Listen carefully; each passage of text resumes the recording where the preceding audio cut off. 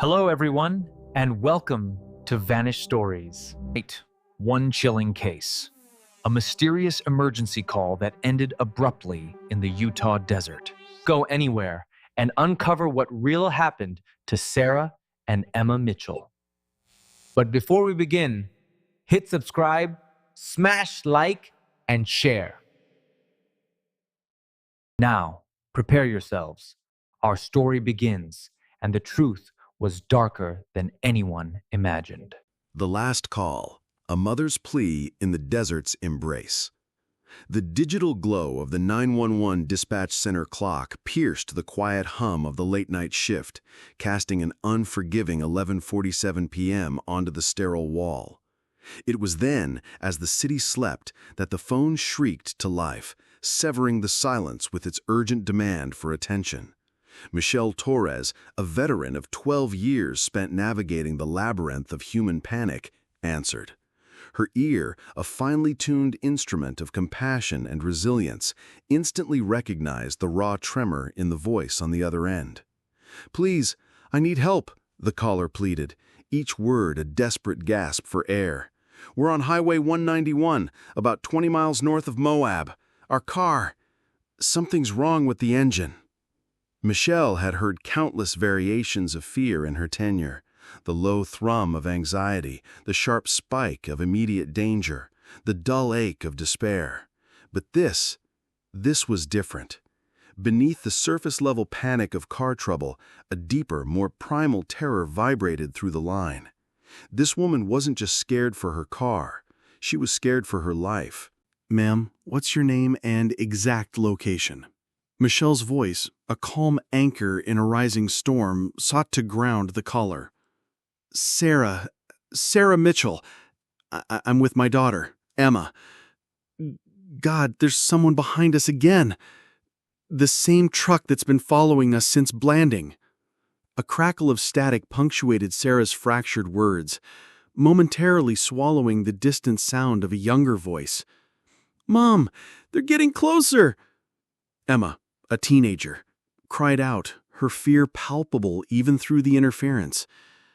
Sarah's breathing grew ragged, each inhalation a frantic struggle against an invisible constriction.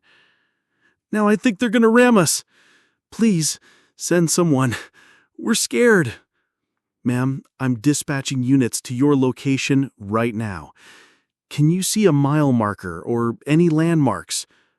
Michelle worked with the practiced speed of a surgeon, her fingers flying across the keyboard, sending alerts screaming into the desolate Utah night.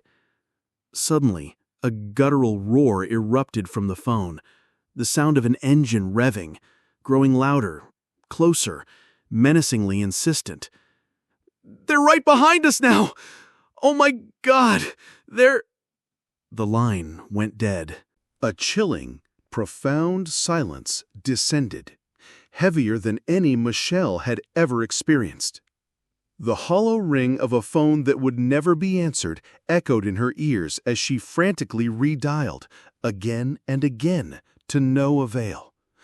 What she didn't know, what no one could have possibly known in that suffocating moment, was that this 47-second phone call would be the last communication anyone would ever have with Sarah Mitchell, 42, and her 16-year-old daughter, Emma.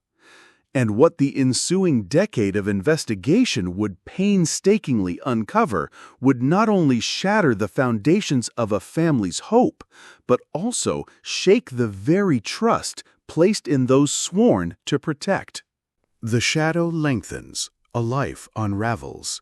3 days prior to that chilling, truncated call, Sarah Mitchell had been charting a course through what most would describe as an unremarkable yet content existence in Denver, Colorado.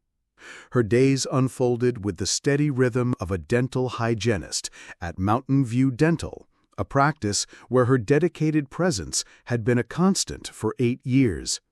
Her daughter, Emma, a vibrant junior at Thomas Jefferson High School, was a beacon of youthful promise, an honor roll student whose world revolved around the lens of her camera, an extension of her keen artistic eye, carried everywhere she went.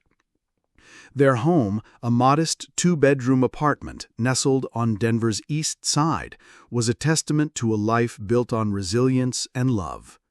Outside, in the bustling parking lot, sat Sarah's Honda Civic, a tangible symbol of her quiet determination, painstakingly saved for over 2 years. It was more than just a car. It was the reliable chariot for a single mother who had navigated the complexities of raising Emma alone since her ex-husband, Derek, had departed when Emma was just 7. This planned trip, a journey to visit Sarah's sister, Linda, in Reno, Nevada, had been a bright spot on their horizon for months. Emma, ever the artist, brimmed with excitement at the prospect of the stark, dramatic landscapes of the desert, a photographer's dream. Their route, meticulously mapped out, promised a scenic adventure from Denver, west into Utah via the familiar ribbon of Highway 191, then a turn further west through the expansive Nevada terrain. It was conceived as a peaceful mother-daughter odyssey, a much-needed escape. But for the past 6 agonizing weeks, that peaceful life had been systematically shattered, piece by terrifying piece, by a series of anonymous letters. The first had arrived on a crisp Tuesday morning in October, a silent harbinger of dread. Sarah discovered it, a stark white rectangle, slipped surreptitiously beneath their apartment door. No postmark, no return address, just her name, stark and unsettling, emblazoned in block letters on the envelope. Inside, a single sheet of paper held a message that seeped into her bones, chilling her to the core. I know Emma walks to school at 7:45 a.m. every morning.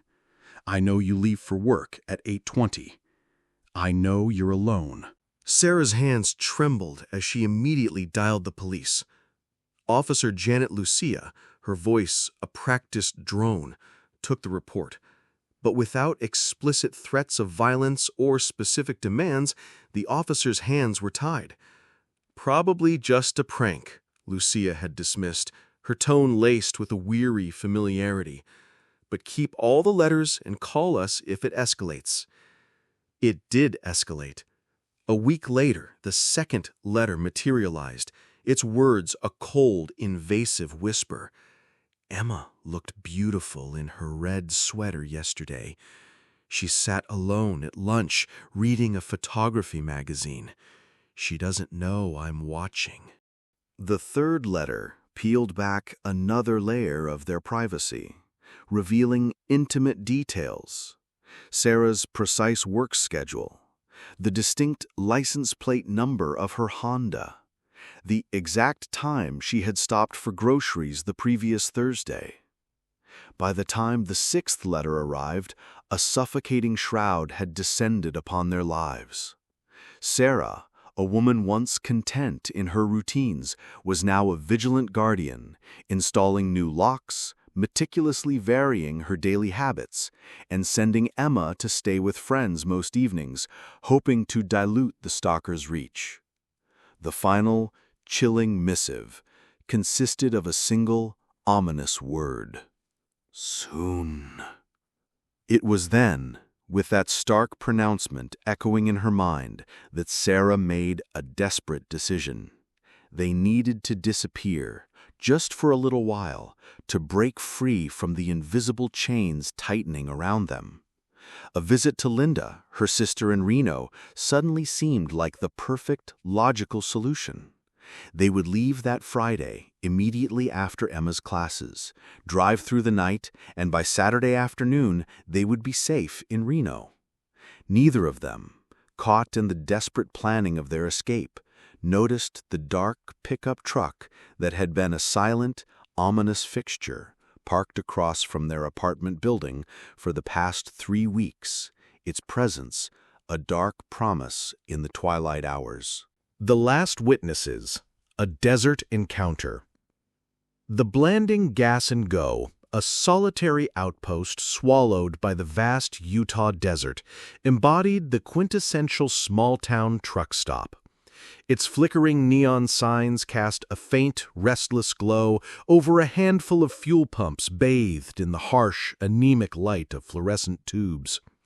Inside, the convenience store, a meager haven, boasted more energy drinks than actual sustenance, catering to the weary travelers and night owls who punctuated its quiet existence. At precisely 9:15 p.m. on that fateful Friday night, the station was almost eerily deserted. The only souls present were Bobby Henshaw, the young night clerk, and a lone customer methodically filling a dark pickup truck at Pump 3. Bobby, a 22-year-old working the graveyard shift to fund his community college dreams, was behind the counter when Sarah and Emma Mitchell, their Honda Civic, a small, vulnerable beacon, pulled up to Pump 1. He would later recount to the police, his memory etched with the image, that both women had seemed visibly nervous as they entered the store to pay for their fuel. Sarah, her gaze darting anxiously toward the windows, kept a vigilant watch on the darkening world outside, while Emma, a silent sentinel, remained closely tethered to her mother's side. They purchased 2 Cokes and an assortment of snacks, a fleeting moment of normalcy in a night that would soon unravel. 3 days later, Bobby would relay these details to Detective Ray Coleman.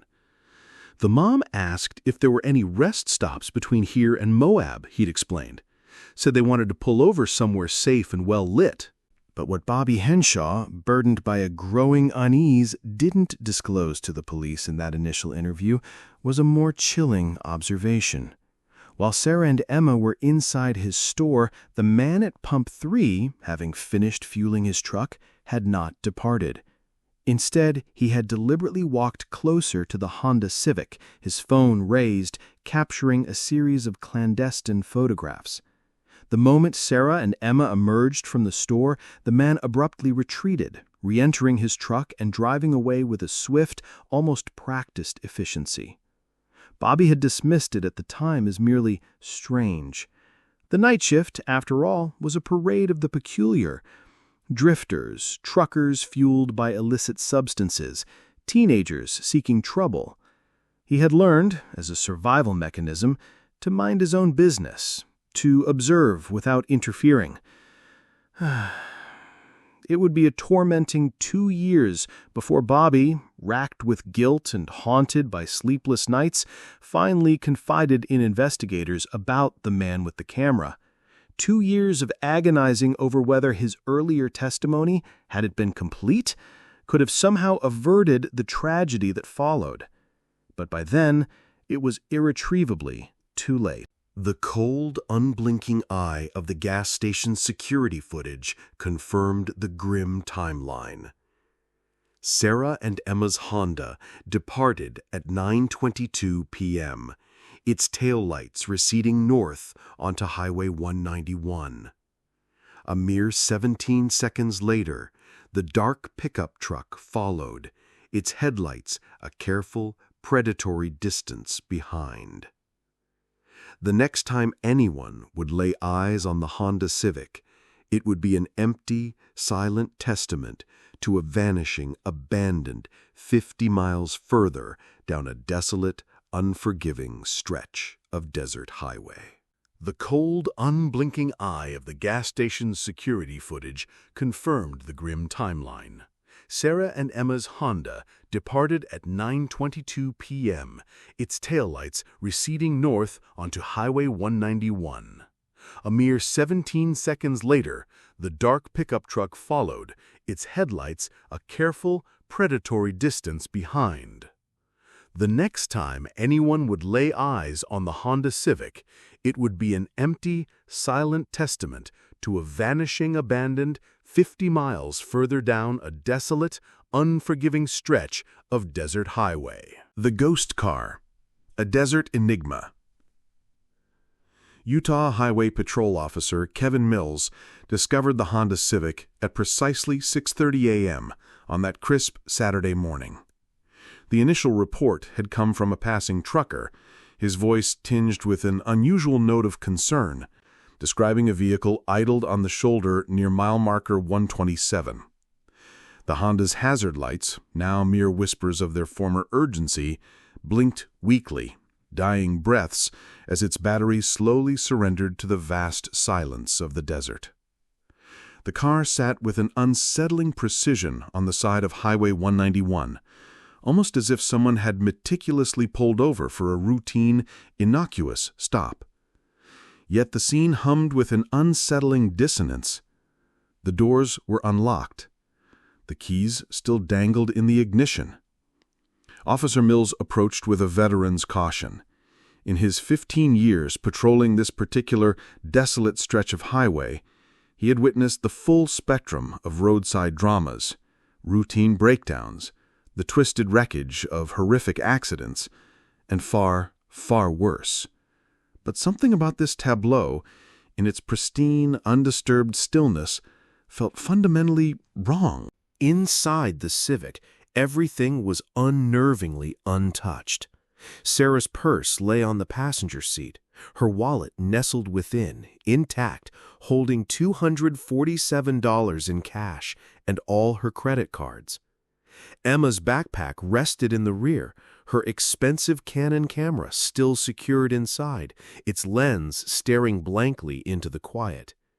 Both of their cell phones were plugged into the dashboard charger, their screens dark. The gas tank registered half full, and when Mills tentatively turned the key, the engine purred to life on the very first attempt. It was like they just vanished into thin air, Mills would later testify, his voice still carrying an echo of the bewilderment. No signs of struggle, no blood, no indication of what happened to them. But Mills was an experienced officer, his instincts finely owned. He methodically circled the vehicle, his gaze sweeping the ground, searching for the subtle clues an initial glance might have missed. It was then that he found them. Tire tracks. Deep, distinct impressions in the soft dirt shoulder, roughly 20 feet behind where the Honda sat. A second, larger vehicle had clearly parked there, its wheelbase betraying its significant size. The tracks told a story of urgency, showing where the vehicle had spun gravel as it pulled away, quickly. Even more disturbing were the footprints. 2 sets of smaller prints led from the abandoned Honda directly towards where the second, larger vehicle had been parked. But crucially, there was only 1 set of larger prints, and those seemed to be hurrying the smaller ones. An ominous narrative pressed into the unforgiving desert soil. The Vanished, a desert swallows hope. The search began immediately, a desperate race against the clock and the unforgiving vastness of the desert. By noon on Saturday, the silent landscape had been transformed into a hive of activity. 50 officers and dedicated volunteers, their faces grim, meticulously combed the parched terrain on both sides of Highway 191. Above, helicopters sliced through the cerulean sky, their rotors beating a frantic rhythm, sweeping for any sign of life. Below, canine units, their noses pressed to the hot earth, worked tirelessly, their focused movements a testament to their specialized training. Yet, despite the immense effort, they found nothing. Detective Ray Coleman, a seasoned investigator from the San Juan County Sheriff's Department, arrived to take the reins of the unfolding enigma. At 48, Coleman had navigated dozens of missing persons cases in his career, each one a tangle of human stories and lost hopes. But the utter, perplexing absence of evidence in this case left him genuinely baffled. Most people don't just disappear without leaving some trace, he articulated to the assembled search teams, his voice resonating with a quiet authority. A dropped item, a piece of clothing, something. These women left behind everything they owned except themselves. Sarah's frantic 911 call from the previous night emerged as Coleman's only tangible lead, a slender thread in a vast, unraveling tapestry. The call had been routed through a cell tower near Moab, a location that roughly aligned with where the Honda Civic had been found. Yet, a 20-mile discrepancy gnawed at him. Had Sarah and Emma driven an additional 20 miles before stopping? Or, a far more chilling thought, had someone moved their car after abducting them? Coleman immediately requested the phone records for both Sarah and Emma's devices. The last recorded activity on either phone was at 11:45 p.m. on Friday night, a mere 2 minutes before Sarah's desperate, truncated call to 911. The silence that followed was deafening. As the relentless desert sun dipped below the horizon, painting the sky in fiery hues on that first agonizing day of searching, Coleman stood beside the abandoned Honda. He surveyed the quiet, empty expanse, attempting to meticulously piece together the fragments of what had transpired. 2 women, traveling alone through remote, unforgiving desert, stalked by an unseen predator who knew their route in advance. The question that would gnaw at his mind, a relentless echo for the next decade, was agonizingly simple. Were Sarah and Emma Mitchell still alive? The thin blue line. An investigation stumbles. The missing persons investigation officially commenced on Monday morning. The sterile fluorescent lights of the makeshift command center in Moab casting a harsh glow on Detective Coleman's determined face. The first 48 hours, deemed critically vital in any disappearance, had already vanished into the unforgiving desert air. Linda Patterson, Sarah's sister, had driven frantically from Reno when the expectant joy of Sarah and Emma's arrival on Saturday never materialized. She sat now across Coleman's desk, a crumpled tissue clutched in her trembling hand, her eyes swimming with a desperate confusion as she struggled to reconcile the unimaginable. "Sarah's been scared for weeks," Linda confided, her voice a raw whisper, each word laden with dread. "These letters she's been getting, she said someone was watching them, following them. I told her to come stay with me in Nevada until the police figured it out." Coleman had already reached out to Denver PD regarding the troubling letters. The case file, he found, was disturbingly thin. 6 anonymous letters delivered over 6 weeks, devoid of any forensic evidence, any viable suspects. Denver detective Maria Santos, speaking with a weary pragmatism over the phone, had classified the ongoing torment as mere harassment, not stalking. "We advised her to vary her routines and install better locks," Santos explained, her voice devoid of urgency. "But there were no specific threats of violence. We see a lot of these cases." Coleman's jaw tightened. This was precisely what frustrated him. The letters, in their chilling progression, revealed a clear, undeniable pattern of escalation, a meticulously detailed intelligence-gathering operation on Sarah and Emma's daily lives. This was not random harassment. This was calculated, predatory surveillance. He immediately requested copies of all 6 letters, arranging for them to be rushed to the FBI's forensic lab in Quantico. Handwriting analysis, he knew, would take weeks, a painfully slow process, but it was a start, a glimmer of proactive investigation in the face of suffocating uncertainty. Meanwhile, the desperate search expanded. Over the next 10 days, teams fanned out, relentlessly covering nearly 500 square miles of the desolate desert terrain. They deployed ground-penetrating radar, probing the earth for any telltale signs of recent graves. Thermal imaging from helicopters scanned the landscape for heat signatures, a ghostly digital search for life or, horrifyingly, its absence. Specialized K9 units, their senses honed for the scent of human remains, were brought in, their quiet diligence a stark contrast to the vast, empty silence. Still, nothing. By the second week, the tragic story of Sarah and Emma had begun to attract national media attention, a grim testament to its compelling, unsettling elements. A single mother, fiercely protecting her daughter. A cross-country road trip, idyllic in its conception, twisted into a horrifying nightmare. And a mysterious stalker who seemed to have simply vanished, swallowed by the very desert that had consumed his victims. Coleman found himself thrust into the glare of daily press conferences, attempting to strike a delicate balance between public interest and the crucial, often sensitive needs of an active investigation. The tips, as expected, began to pour in, a deluge of information, both helpful and utterly useless. Hundreds of calls arrived from well-meaning individuals claiming to have spotted Sarah and Emma, or suspicious vehicles, or men matching vague descriptions. Most were well-intentioned, but led nowhere. A frustrating few came from attention seekers, or, more tragically, mentally unstable callers, their voices echoing with their own anxieties. But then, on day 12 of the investigation, a single call made Coleman sit up, his pen poised, every fiber of his being suddenly alert. A glimmer in the dark.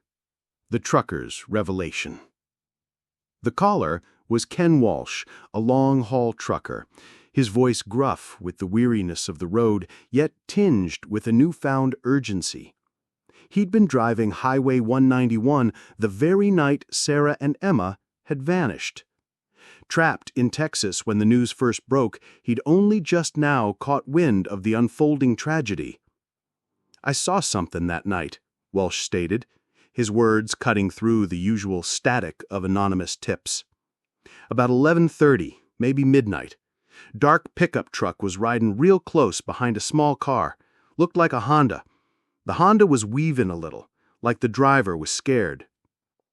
Walsh had been heading south, while the two vehicles in question sped north, making his sighting brief, a fleeting tableau in the darkness. Yet the image had stuck with him. He distinctly remembered thinking the pickup was following too close for safe highway driving, a professional's assessment. "Did you see the license plates or any other details about either vehicle?" Coleman pressed, his hopes cautiously rising. "No, sorry. It was dark, and I was focused on my own driving," Walsh replied, a note of regret in his voice. "But I remember thinking that pickup driver was being aggressive. You see a lot of road rage out here." Coleman meticulously added Walsh's sighting to the growing, increasingly thick file. It was a crucial piece, providing powerful corroboration to Sarah's desperate 911 call about being followed.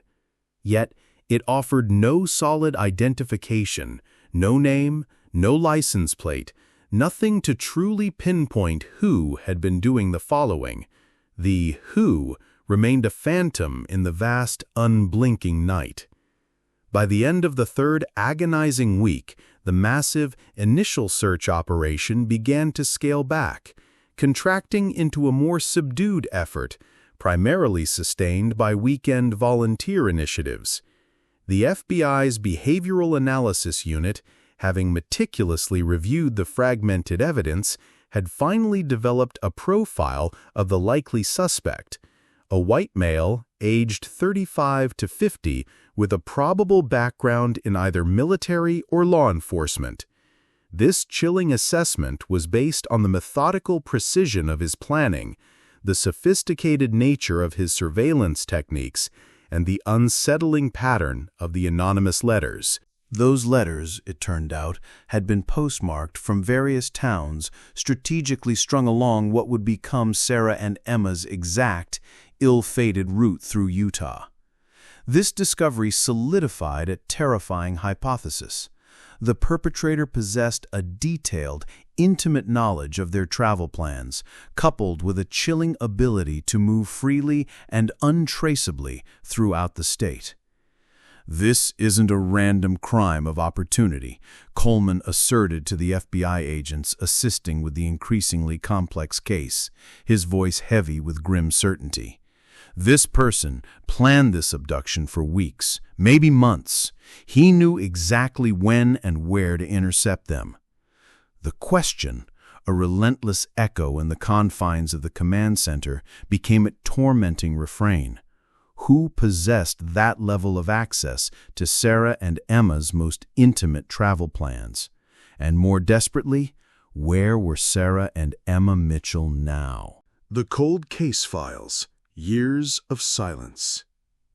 By spring of 2014, the case of Sarah and Emma Mitchell had, with a chilling inevitability, begun to settle into the vast, desolate landscape of cold case files, one among the thousands of disappearances that annually fade into agonizing silence. Detective Coleman, a man forged in the fires of unsolved mysteries, refused to let it fully rest. The file, meticulously compiled, remained on his desk, its weight a constant, heavy reminder. He reviewed the evidence monthly, a silent ritual of hope and frustration. But the leads, once a trickle, had finally ceased. The FBI's forensic analysis of the anonymous, threatening letters, while slow, had yielded some tantalizing, if ultimately inconclusive, results. The handwriting, experts determined, exhibited characteristics consistent with a left-handed individual who had received formal training in block lettering, possibly someone with a military or technical education. The paper itself was common office stock, readily available at any supply store, and the ink originated from a standard ballpoint pen. In the grand scheme of a desperate investigation, these were scant details, frustratingly ephemeral. Linda Patterson, a woman whose grief had solidified into an unshakable resolve, refused to surrender to the silence. She hired Robert Kane, a private investigator with 2 decades of experience navigating the labyrinthine world of missing persons cases. Kane, with his keen eye for detail, meticulously reviewed every scrap of evidence, only to arrive at the same grim conclusion as law enforcement. Sarah and Emma had been taken by someone who had orchestrated their abduction with chilling precision. For 6 months, Kane retraced their ill-fated route through Utah, a ghost-like journey of inquiry. He interviewed gas station clerks, motel owners, and anyone who might have glimpsed a fleeting detail. He unearthed a few additional witnesses who remembered the distinctive Honda Civic, but nothing substantial enough to propel the case forward. "The problem, Linda," Kane explained, his voice heavy with a shared frustration, "is that whoever took them knew this area well. There are thousands of abandoned mines, remote canyons, and hidden valleys out here. Without some idea of where to look, we're searching for a needle in a haystack the size of several counties." Despite the agonizing lack of resolution for Sarah and Emma, their case, in its profound tragedy, did catalyze some positive systemic changes. Utah, grappling with the shock of the disappearance, improved its coordination protocols between Highway Patrol and local law enforcement for missing persons cases, striving to prevent future gaps in communication. The FBI, spurred by the calculated nature of the abduction, expanded its behavioral analysis program, integrating more specialized consultation on stalking cases that held the potential to escalate to such a devastating degree. Sarah and Emma, in their enforced absence, became poignant symbols of the harrowing vulnerability faced by women traveling alone. Their story, a cautionary tale whispered across the nation. Yet, for all the institutional shifts and public awareness, they remained just as profoundly, agonizingly missing as ever. In 2016, a weary Detective Coleman retired from the San Juan County Sheriff's Department, the unsolved Mitchell case a silent, haunting weight he carried into his new life. His replacement, Detective Lisa Rodriguez, inherited the thick file, a testament to years of unanswered questions, alongside dozens of other cold cases. She reviewed the file with a meticulous intensity, her own assessment aligning with Coleman's grim conclusion. This was a professional job, Rodriguez informed Linda during one of their annual, increasingly somber meetings. Whoever did this had experience and resources. They didn't leave evidence behind because they knew how to avoid leaving evidence. In 2018, Rodriguez, with a renewed sense of purpose, authorized one new initiative. She had the intricate case details entered into a nascent FBI database, a cutting-edge system designed to identify patterns across jurisdictional lines. The hope was slender but vital. If the same individual was responsible for other disappearances, the database might, just might, flag similar cases, connecting the threads of disparate tragedies. Over the next 2 years, the system generated 12 possible matches. Rodriguez, tenacious and unyielding, investigated each one personally, poring over reports and traveling to remote locations. Yet, to her profound disappointment, none proved definitively connected to Sarah and Emma's inexplicable vanishing. Meanwhile, life, indifferent to the agonizing void left behind, marched onward. Emma would have graduated from high school, perhaps started college, her artistic dreams possibly blossoming into a career in photography. Sarah would have turned 50, perhaps found love again, even become a grandmother, her life unfolding in the quiet joy of domesticity. Instead, they existed only as entries in dusty missing persons databases, and as an aching, persistent void in the hearts of those who loved them. Linda Patterson, however, never stopped believing, never surrendered to the silence. Every year, on the bleak anniversary of their disappearance, she would undertake the pilgrimage to Utah, walking the desolate stretches of desert where their car had been abandoned, her eyes scanning, ever hopeful, for anything the initial searchers might have missed. "I just need to know what happened to them," she would implore Rodriguez during these annual tearful visits, her voice raw with an enduring anguish. "Not knowing is the worst part. Were they scared? Did they suffer? Are they buried out here somewhere, waiting to be found?" Rodriguez, her own heart heavy, never had the answers Linda so desperately craved. But she always offered one steadfast promise. The case would never be closed. "Someone out there knows what happened," she would say, a mantra of hope against despair. "Someday they'll make a mistake, or someone will talk, and we'll find Sarah and Emma."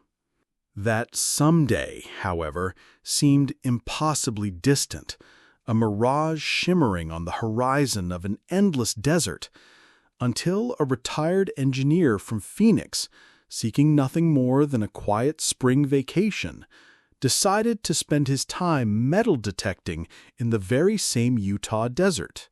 Echoes in the dust, a chance discovery. Marcus Brandon, a retired engineer from Phoenix, had devoted 35 years to the methodical pursuit of metal detecting. Since bidding farewell to his engineering career in 2020, he had transformed his passion into a full-time hobby, meticulously exploring the remote, sun-baked expanses of the Southwest. His quests were simple, driven by a quiet curiosity, searching for antique coins, fragments of lost jewelry, or the silent whispers of historical artifacts buried beneath centuries of dust.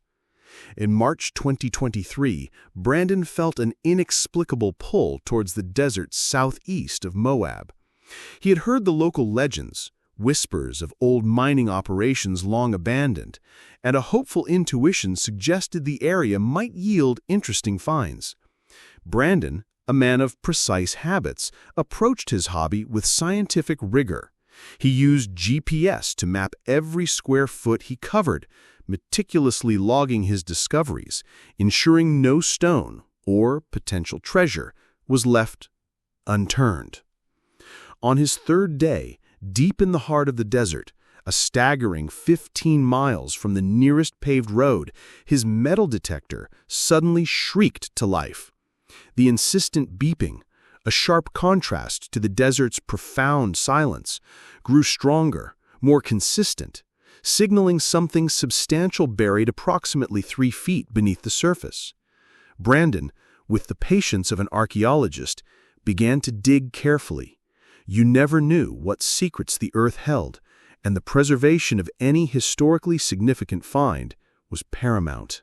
What he meticulously unearthed from the rich, red desert soil was a metal ammunition box, the kind used by the military for storing supplies.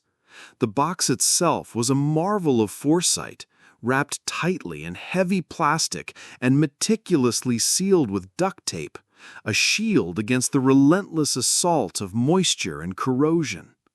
Brandon's initial thought, a mundane flicker of expectation, was that he had stumbled upon a prepper's cache of survival supplies, a common enough occurrence in these isolated expanses.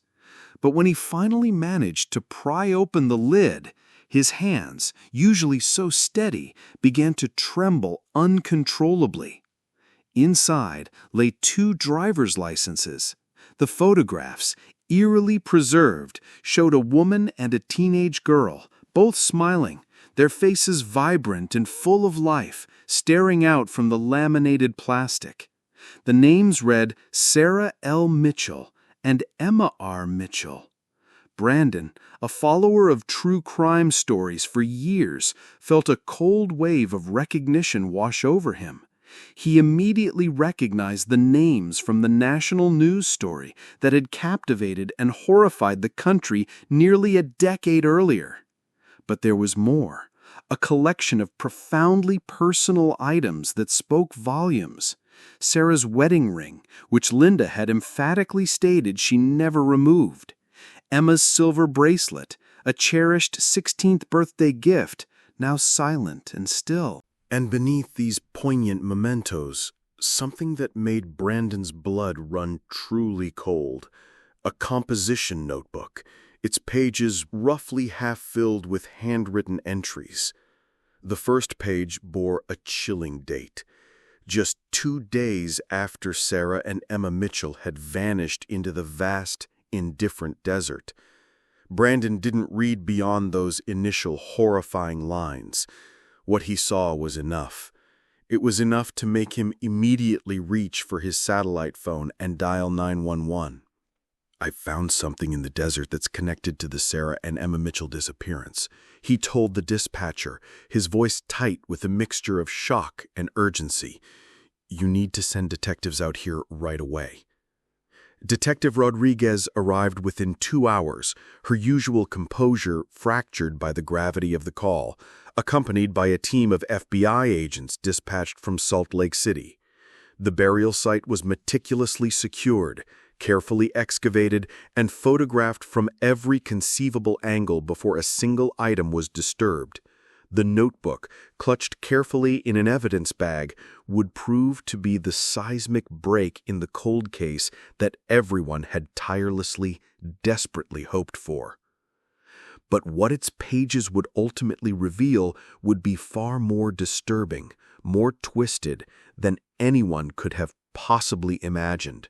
The very first entry, scrawled in an unnervingly steady hand, read, "Day 1. I have them now. Sarah Mitchell and her daughter Emma are safe in the compound. They don't understand yet, but I'm going to take care of them. They'll be grateful once they realize I've saved them from the dangerous world outside." The entries were signed with the initials TK. The Madman's Manifesto, Kellerman's Obsession Unveiled. The FBI's Behavioral Analysis Unit worked with a relentless, grim determination, poring over every word of the notebook Marcus Brandon had so serendipitously unearthed. What they meticulously pieced together from its pages painted a chilling portrait of profound obsession, escalating delusion, and a systematic, terrifying planning that had commenced not weeks, but years before Sarah and Emma Mitchell's disappearance. The journal entries, in their stark, unblinking detail, revealed that the author had been watching Sarah since 2011. That year, Sarah had testified as a witness in a domestic violence case in Denver. Her clear, unwavering testimony instrumental in the conviction of a man named Robert Kellerman for assault and battery against his wife. The notebook's author, the chillingly meticulous T.K., was none other than Thomas Kellerman, Robert's younger brother. Thomas Kellerman was a 51-year-old deputy U.S. Marshal based in Utah, but whose jurisdiction, a cruel twist of fate, extended into Colorado. His federal law enforcement role demanded frequent travel, a convenient cover that perfectly explained how he had been able to stalk Sarah in Denver, weaving in and out of her life, all while maintaining his primary residence in Utah. The journal entries were a descent into the mind of a madman, each word chilling in its methodical detail. Kellerman had spent 2 painstaking years meticulously learning Sarah's routines, Emma's schedule, and their most intimate habits. He knew which grocery store Sarah frequented, the exact time Emma left school, and precisely when they were most vulnerable. "She doesn't know it yet, but Sarah Mitchell destroyed my family," read one entry, dated ominously in 2012. "Robert is in prison because of her lies. She made my brother look like a monster, but she's the real monster, turning a good man into a criminal with her testimony." As the entries progressed, Kellerman's obsession transmuted, evolving from a thirst for simple revenge into something far more disturbing, more pathological. By 2013, his writings were consumed with the twisted fantasy of saving Sarah and Emma from the very world he believed had wronged his brother. He envisioned bringing them to a place where they would be safe and protected, shielded from the perceived dangers of society. For months, he had meticulously prepared what he chillingly referred to as the compound. This was no ordinary hiding place. It was an abandoned mining operation, tucked away roughly 60 miles from where their car had been found, a location so remote it defied easy discovery. Leveraging his federal law enforcement access, Kellerman had tirelessly researched remote properties, finally unearthing the perfect spot. Isolated, boasting existing underground chambers from the old mining days, and legally owned by a corporation that had been defunct for 2 decades, ensuring no prying eyes. Kellerman had dedicated his weekends over several months to outfitting these subterranean chambers. Generators hummed with the promise of power. Massive water storage tanks ensured a supply of life, and enough non-perishable food was stockpiled to last for months. Security measures, heavy and unyielding, were installed at the entrances. "They'll resist at first," he scrawled, a chilling premonition. "But once they understand that I'm protecting them, they'll be grateful. Sarah will see that I'm not like the other men who have hurt her. Emma will have a father figure she's never had." The journal meticulously documented his final, meticulous preparations in the weeks leading up to the abduction. He had, through means yet unknown, possibly electronic surveillance of Sarah's phone or computer, somehow learned about their planned trip to Reno, Nevada. Armed with this critical intelligence, he had meticulously positioned himself along their route, a silent predator awaiting his prey. "Tonight is the night," Hectoring read the final entry before the abduction, etched with a triumphant, manic glee. "I've been waiting 3 years for the perfect opportunity. They'll be driving through my territory alone at night. No one will see what happens. By morning, they'll be safe in the compound, and the world will think they've simply vanished." The next entry, jarringly, was dated 2 days later and described the abduction in chilling, vivid detail. Kellerman had masterfully staged a breakdown of his own vehicle, a calculated ruse designed to force Sarah to stop. When she had desperately called 911, he jammed the cell signal, severing her last link to the outside world, and then methodically disabled her car. "Sarah fought harder than I expected," he wrote, a note of grudging admiration in his deranged assessment. "She's stronger than she looks. Emma was crying, but she'll understand once we get to the compound. I had to use restraints, but I was gentle. I would never hurt them." But the most profoundly disturbing revelations unfurled in the entries that followed. Kellerman's journal meticulously documented 6 days of holding Sarah and Emma captive in the suffocating confines of the underground compound. His delusions, fueled by their terrified resistance, had grown deeper, more insidious, and his mental state increasingly unstable. "They don't appreciate what I've done for them," he scribbled on day 4, his frustration evident. "Sarah keeps saying she wants to go home, but doesn't she understand? There is no home for them anymore. The world thinks they're dead. I'm all they have now." Emma, in a desperate act of defiance and a bid for freedom, had attempted to escape on day 5, according to the journal. She had somehow managed to breach the confines of the underground chambers, only to emerge into a world that offered no escape. The compound was 60 miles from the nearest road, an island of rock and dust surrounded by an endless, unforgiving expanse of desert and canyon country. "Emma made it almost a mile before I found her," Kellerman wrote, his words devoid of empathy. "She was dehydrated and crying. I carried her back and explained that running away would only get her killed. The desert doesn't forgive mistakes." The final, harrowing entry in the journal was dated 6 days after the abduction, a chillingly mundane note of departure amidst the horror. "I have to leave for a few days. There's a fugitive warrant I need to serve in Colorado. I've left them enough food and water for a week. The locks are secure, and they understand not to try anything foolish while I'm gone. When I come back, we'll begin the next phase of their new life." Thomas Kellerman never came back. The unending silence, a final resting place. Detective Rodriguez immediately issued a nationwide BOLO, be on the lookout, alert for Thomas Kellerman.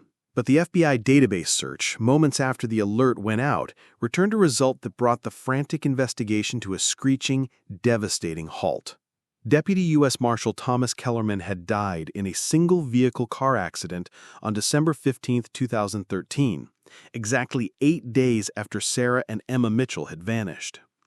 According to the Colorado State Patrol report, Kellerman had been driving through a ferocious snowstorm on Highway 70 when his pickup truck, a dark, malevolent shadow, slid off an icy bridge and plunged into a ravine 200 feet below. His body had been found 3 days later, once the storm had finally cleared, revealing its grim secret. The timing was a cruel, devastating twist of fate. Sarah and Emma, chained in an underground compound with rapidly dwindling supplies, had been left to their horrifying ordeal, while their captor lay dead in a snowy ravine 60 miles away. The journal's meticulously recorded GPS coordinates led search teams directly to the compound within hours of its discovery. What they found was a stark, haunting testament to both Kellerman's meticulous, deranged planning and his victims' indomitable courage. The underground chambers, once rough mining tunnels, had been painstakingly modified. Kellerman had installed rudimentary lighting, a crude ventilation system, makeshift sleeping areas, and a primitive kitchen. Heavy chains and robust locks had been used to secure the entrances, grim reminders of the girl's imprisonment. Yet amidst the cold, damp stone, there were unmistakable signs that someone had been working desperately to break free. In the main chamber, searchers found heartbreaking evidence that corroborated the journal's chilling account. Sarah and Emma's DNA was everywhere, a ghostly presence in the desolate space. But more importantly, they found irrefutable signs of frantic escape attempts. Sarah had, with a superhuman effort, managed to break one of the chains securing her restraints. Scratches, raw and deep, marred the rock walls, showing she had spent days, perhaps weeks, relentlessly trying to dig through solid stone with improvised tools. She had come within inches, agonizingly close, of breaking through to an adjacent tunnel that might, just might, have led to freedom. Emma, in a final act of defiant courage, had used a sharp piece of metal to carve words into the unyielding rock wall. Sarah and Emma Mitchell were here. We fought hard. Find us. The search for their remains consumed 3 more agonizing days. The excavation was carried out with an almost sacred care. Each scoop of dirt, each disturbed stone, handled with the utmost respect. After nearly 10 years of gnawing uncertainty, of desperate wondering, Sarah and Emma Mitchell were finally found. The medical examiner's report confirmed what everyone had feared in their darkest moments. Both had died of dehydration and exposure, approximately 2 weeks after their abduction. Sarah, in a final, heartbreaking act of maternal love, had survived longer than Emma, likely by sharing her own precious water rations with her daughter. Linda Patterson was waiting at the San Juan County Sheriff's Department when Detective Rodriguez returned with the devastating news. After nearly a decade of the torturous unknown, she finally had answers. They were not the answers anyone had hoped for, but they were, at last, the truth. They didn't give up, Rodriguez told Linda, her voice thick with emotion. Even at the end, they were fighting to survive, fighting to get back to their family. Sarah almost made it out. Emma waited for her mother as long as she could. The subsequent investigation into Thomas Kellerman revealed that he had been under internal investigation by the U.S. Marshal Service for unauthorized use of federal databases and equipment. His supervisors had suspected he was using his access for personal, illicit reasons, but the investigation, mired in federal bureaucracy, had been moving with agonizing slowness. If it had moved faster, with the urgency the situation demanded, Sarah and Emma Mitchell might still be alive. Thomas Kellerman had taken his obsession, his twisted sense of justice, and his crushing guilt to his grave, leaving 2 innocent women to perish slowly, agonizingly, in a desert compound that no one knew existed.